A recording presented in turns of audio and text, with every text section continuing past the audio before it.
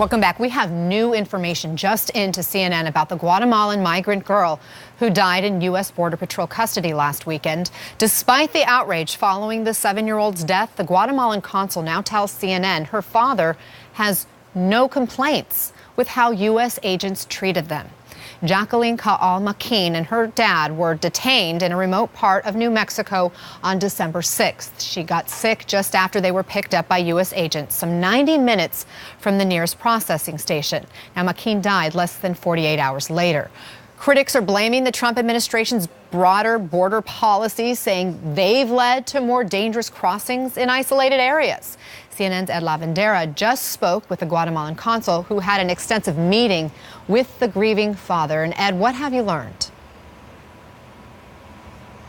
Well, we were able to kind of piece together some new details and new reaction here, and for the perspective of the father of this young girl, who we haven't had a chance to hear from since this story first broke. So this is the latest information we have. This is according to the Guatemalan consul, who met with the father last night here in the city of El Paso, and also with officials here from the Annunciation House, which is a shelter that helps these migrants and refugees who end up here in El Paso. And they read a statement from this father's attorneys. And in that statement, it talks about how the father is grateful for the many first responders that tried to save his daughter's life. The Guatemalan consul also tells us that, as you mentioned, Anna, that this father has no complaints, that he feels that everything was done by these agents who were in that bus, on that bus ride from the border port of entry to the border station, that everything was, he felt like everything was done that was possible to save his daughter's life. The only part of the trip that father was not alongside his daughter, we're told, is when she was airlifted from that remote part of New Mexico and flown here to El Paso to the hospital for treatment. So no real questions coming from this father about what kind of aid was provided. And in fact, on the contrary, the father felt like the agents there in that bus did everything they could to help the young girl. This is a little bit more from the statement that Ruben Garcia is the man who runs this shelter here in El Paso, who read the statement on behalf of this father and the young girl's family. The family of Jacqueline Caal Maquin is still coping with their profound loss. The death of a child is the most painful experience that a parent or family can endure.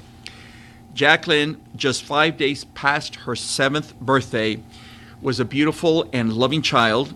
Jacqueline and her father came to the United States seeking something that thousands have been seeking for years: an escape from the dangerous situation in their home country.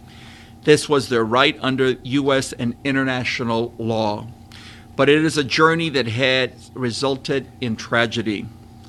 The family is seeking an objective and thorough investigation and are asking that investigators will assess this incident within nationally recognized standards for the arrest and custody of children. The family intends to assist in such an investigation into the cause and circumstances of Jacqueline's death. A couple of things that this statement did go on to say. They said that the family had found it unacceptable, in their words, that Border Patrol agents would have the father sign a form stating that the daughter's health condition was fine the moment that they crossed the border, were taken into Border Patrol custody. This father speaks an indigenous Guatemalan language. Spanish is his second language. He does not speak English. That form, we understand, is only in English. So they found that to be unacceptable. And they're also pushing back on the idea that anybody knows what the cause of death in this situation is. There's been a number of reports that allude to what might have led to her death, but the family's pushing back, saying that at this point there is no official cause of death and that no one should speculate about that. Anna? Oh, as a mother of a 7-year-old myself, it's really difficult to hear this story. Thank you, Ed, for bringing us the latest information.